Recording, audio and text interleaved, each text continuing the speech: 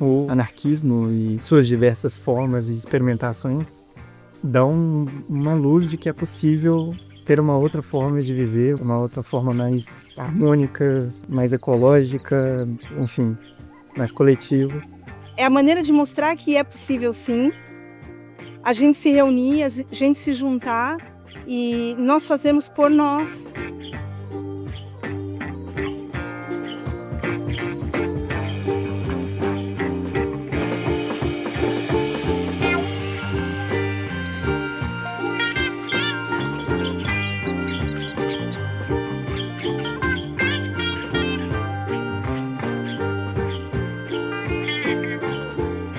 Estar aqui nesse rolê é inspirador pelas conexões que proporciona, por a gente estar em contato com vários coletivos aí de outros estados, de outras cidades e de pessoas, né, que de alguma forma já estão nessa caminhada, nessa cena do rolê libertário, anarquista já há bastante tempo, e esse momento assim do festival é um momento de conexão, da gente poder estar acompanhando o que outros coletivos estão fazendo, e essas trocas são essenciais.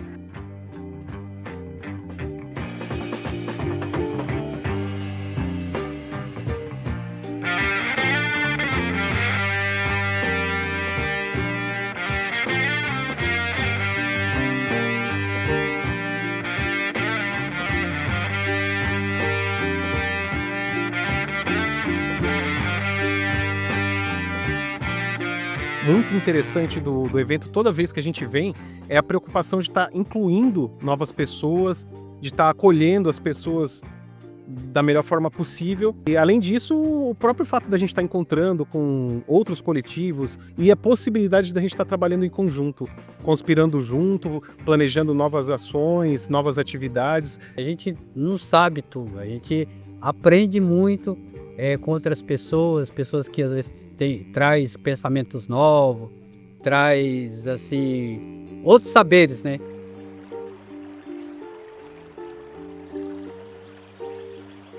A gente tem que pegar uma quantidade de pedras que talvez enche uma mão. Pequena, quantidade pequena. Para a formação de uma criança é importante ela estar onde existe uma maior diversidade humana em todos os sentidos. Isso foi uma bandeira nossa de poder estar nos ambientes com os nossos filhos. Por isso eu tenho essa visão de propiciar esse ambiente onde a criança possa estar. E porque quando a gente não tem, a criança incomoda o adulto. Tem um monte de gente que não quer a criança ali. E aqui acontece um movimento natural, que a criança está aqui, ela tem um espaço para ela pode fazer coisas que interessem a ela. Eu trouxe minhas filhas também para participarem, elas acham demais. Está num espaço que todo mundo faz tudo. Não é uma coisa só a mamãe faz ou só o papai, né? Que às vezes em casa tem essa divisão de tarefas. Aqui não, todo o espaço é coletivo, então todos nós cuidamos. Um espaço como Semente Negra, por exemplo, um festival como Cultivo e Resistência, que ele não é só de uma bolha, ele não está recebendo pessoas só de um grupo, ele recebe pessoas de vários tipos, de vários cantos, de várias bolhas, né? E isso aqui é incrível, tá ligado? Isso aqui é revolucionário.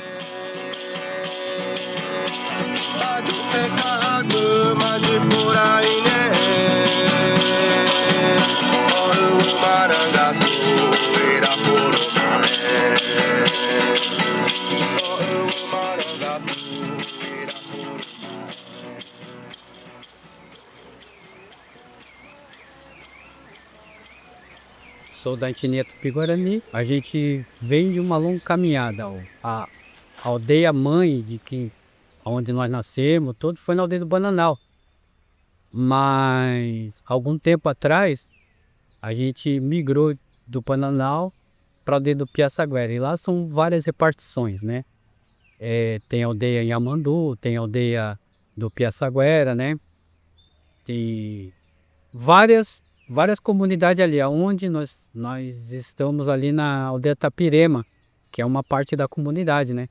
Uma parte da comunidade. E ali mora basicamente a minha família, minha irmã, Catarina, né? O meu sobrinho, que é o cacique Awate Nodeguá, ontem esteve aqui. O que a gente faz tradicionalmente falando, a gente gosta muito, que nem ontem. Meu povo esteve por aqui, tocou. Muito legal mesmo a gente expor a nossa tradição, te mostrar a nossa tradição para as pessoas.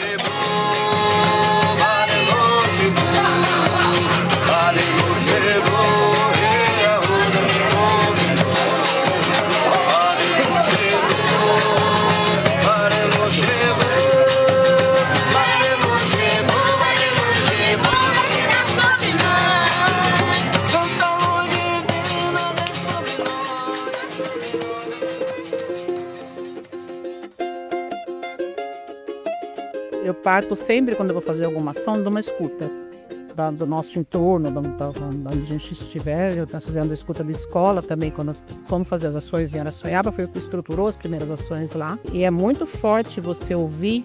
Nós ouvimos crianças de 6 a 16 anos lá, e a gente percebe que com 12, 13 anos, a grande maioria já se entregou. Chega um momento em que essa criança desiste. Então, assim, achar caminhos para possibilitar outra vivência para ela, em que ela pode entender que ela não precisa desistir. Tem algo a mais. Existe que tem algo a mais depois. Eu sempre acreditei que a educação mudaria, porque mudou a minha vida e partindo mesmo da minha história,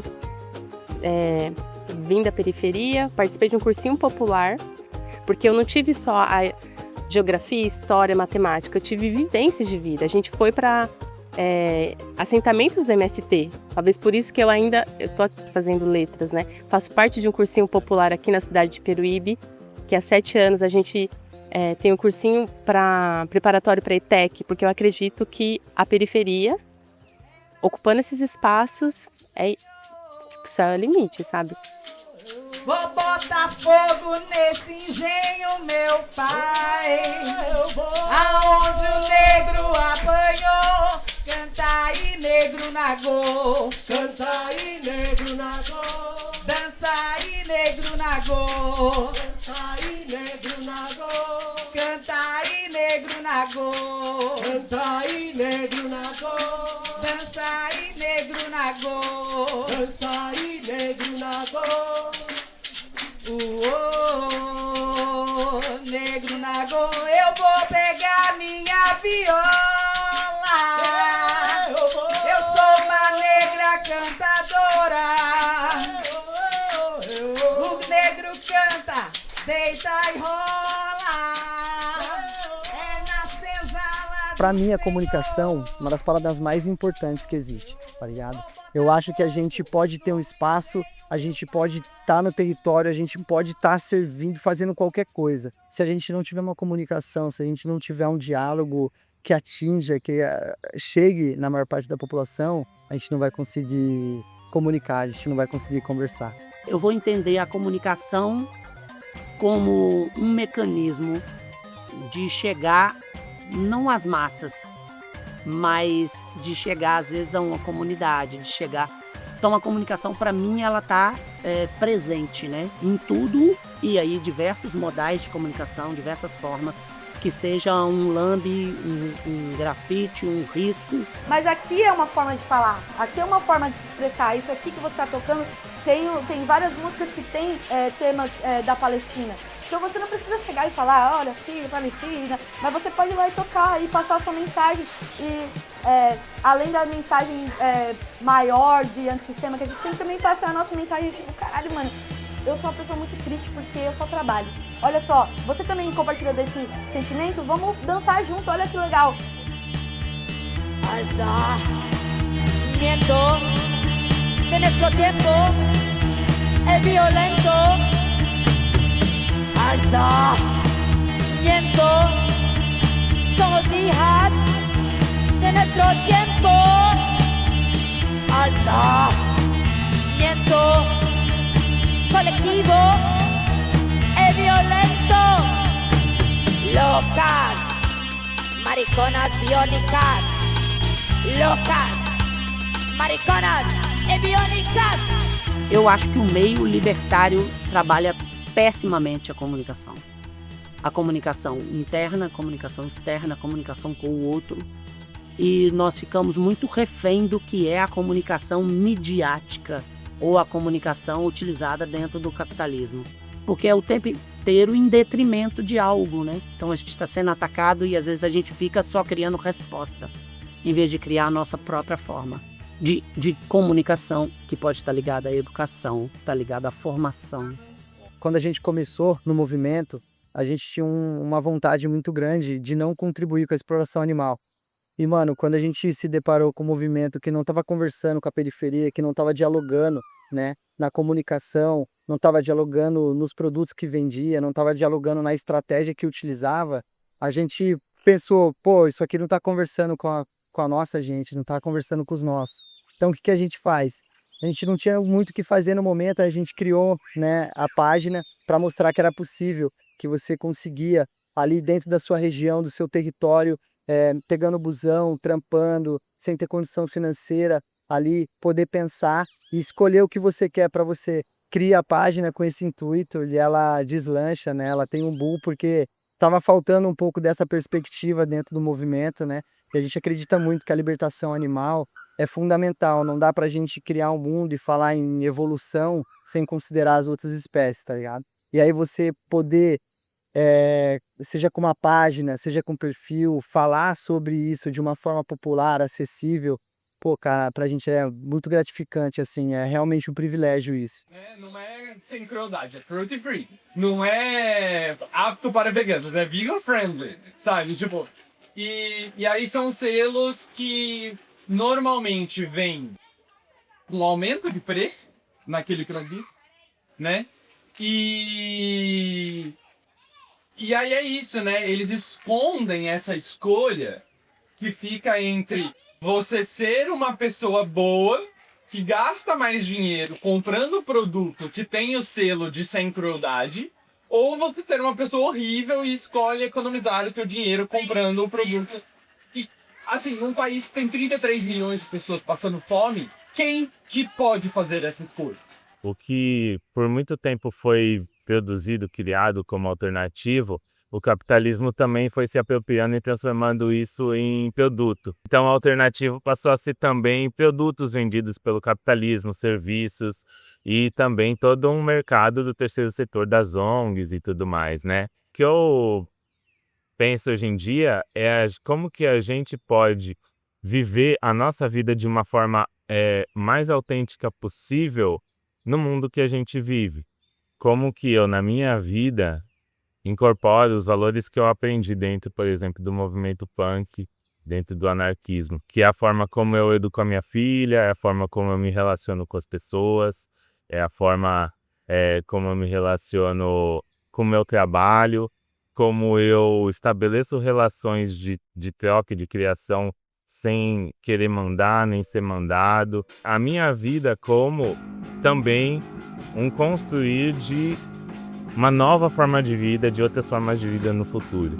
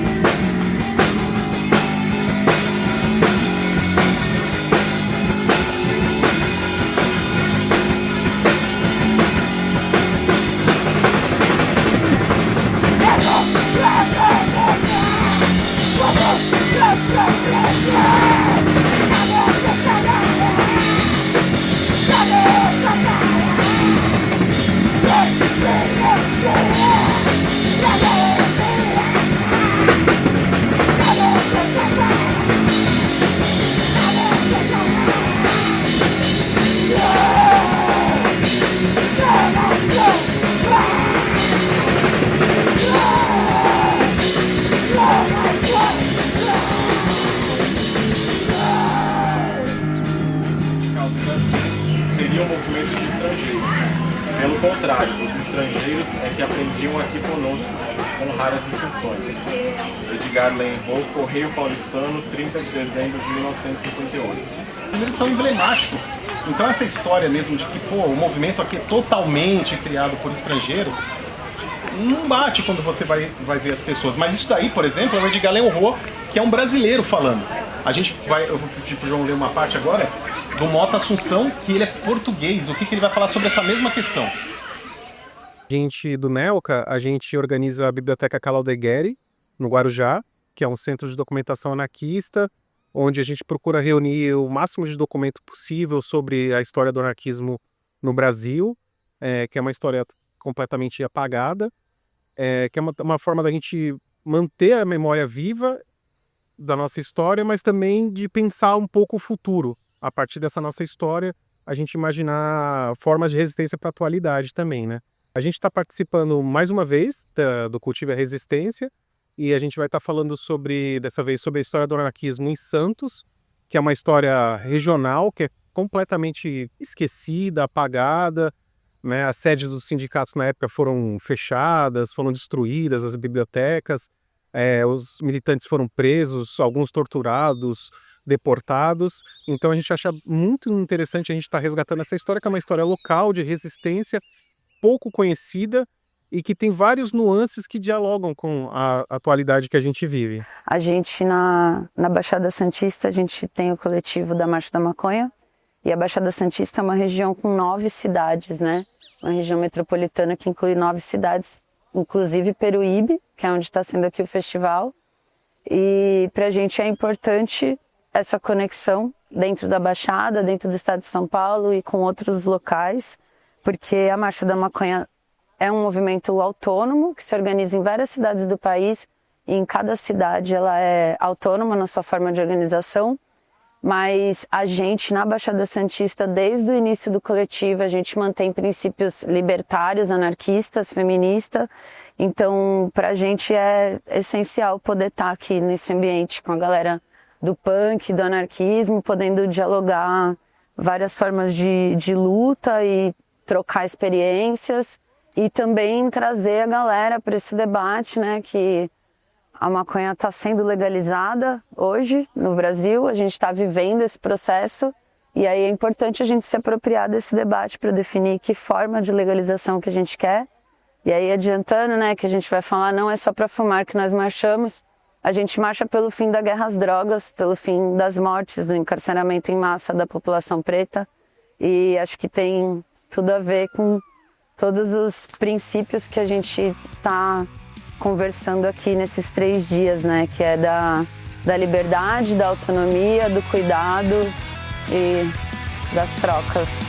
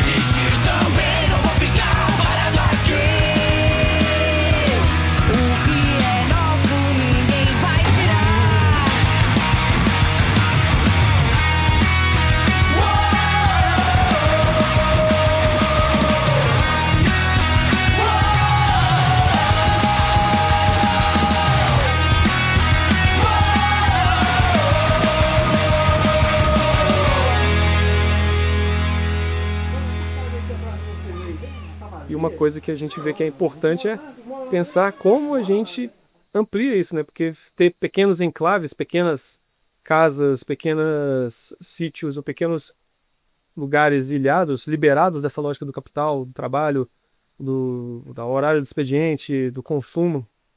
Quando a gente cria esses laços, é importante a gente linkar eles em territórios, né? A Casa Invisível é uma ocupação que existe em Belo Horizonte há 12 anos.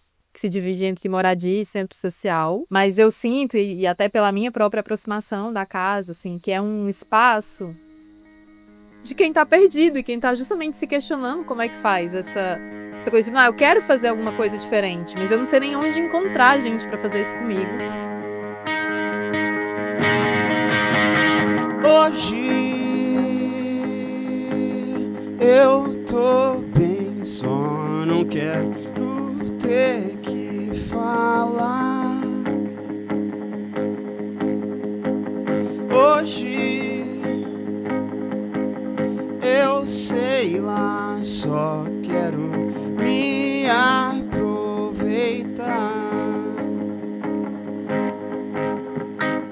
Hoje eu tô bem. Hoje eu saí de casa pra não mais voltar. E aí essa própria ideia desse espaço de encontro, que é uma coisa cada vez mais rara, né?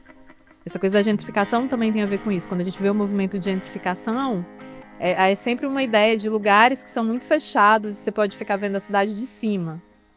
E a casa é o oposto disso, é para você entrar lá, ajudar, né? Você vai estar lá, você vai ter que lavar a sua própria louça e ajudar a gente a organizar. Mas você está ali no momento que é um momento de encontro, de troca, de aprendizado e de você levar seu conhecimento também. Quando a gente explica a casa, né, a gente explica que a casa não é um espaço anarquista em si, e não é um espaço que você precisa ser um anarquista para participar, seja do coletivo, seja dos GTs, do grupo de trabalho, ou seja de outras coisas, ou seja para propor atividades, né? E a casa não está só na luta de moradia, por exemplo. Ela está ou na luta de o direito à cidade, né, que é pensando também na questão da propriedade nas casas vazias, que podem ser tanto moradia quanto equipamento cultural, educacional, social. A gente também serve e tenta estar usando essa estrutura que a gente tem, seja uma grana para comprar água, café e lanche para um protesto dos break dos aplicativos, dos entregadores, seja para somar com faixas e na marcha e panfleto e material para luta contra o aumento de tarifa, que todas as pautas são a mesma coisa, né? Basicamente, são formas, a gente quer viver melhor no mundo, né? E o capitalismo impede isso. A gente vai ter que trabalhar mais, a gente vai ter que receber menos, a gente vai ter que ter acesso a piores moradias, a mais tempo no ônibus, pagar caro por isso, comer pior. O que te leva ao inferno? Nadar nas chamas do cotidiano, 12 horas por dia, bem-vindo a opressão, ao terror do cidadão que se vê refém, com salário lixo nas mãos e se mantém manipulado pelo salário mínimo, vive o desdém. Você não presta pra nada, mas responde sorrindo, sim, sim. Não, senhor, você é refém.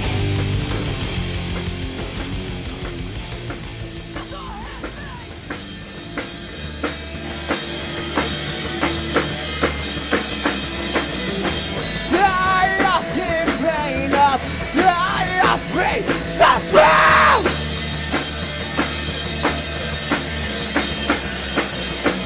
Didn't get the worst, I am not making up.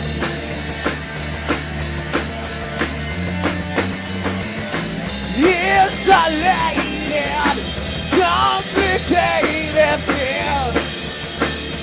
Yes, I feel full of hatred. I had to live it. You know I live like it. So free. You know I live like it. So free. And on the planet so fucking crazy.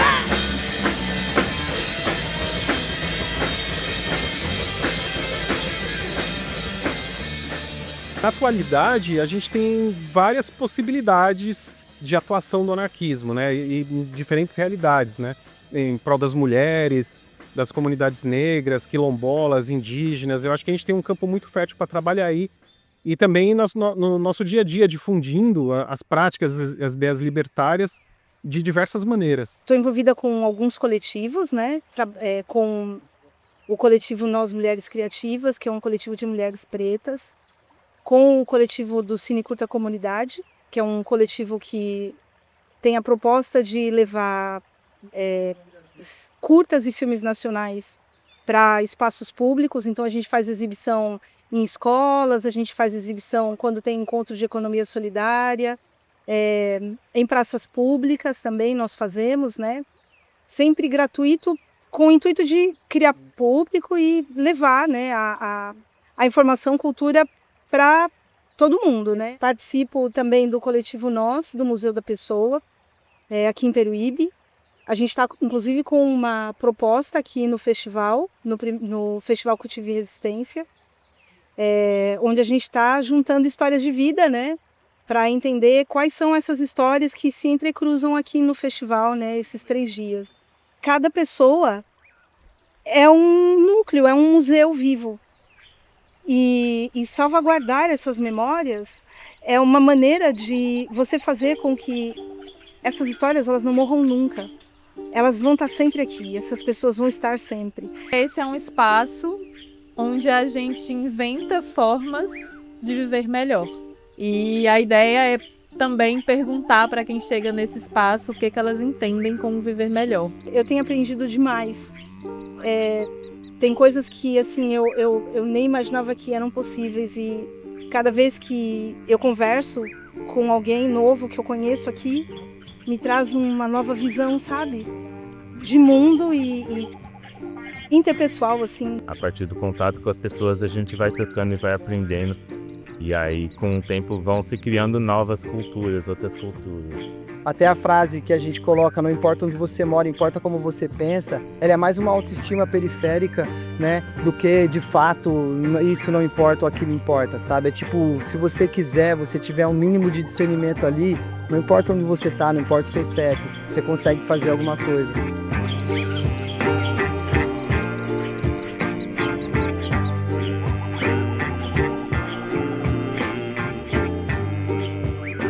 As permissões. A poesia não permite dizer depois o que eu sinto agora. Antifronteira. Dinamitemos os limites.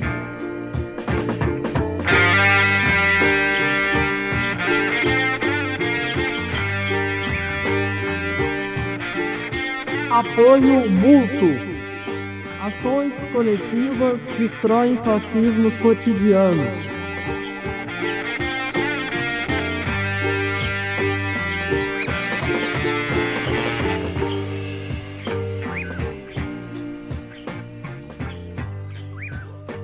Controvérsia. O tempo nem sempre perdoa a arrogância. O resto a natureza provém.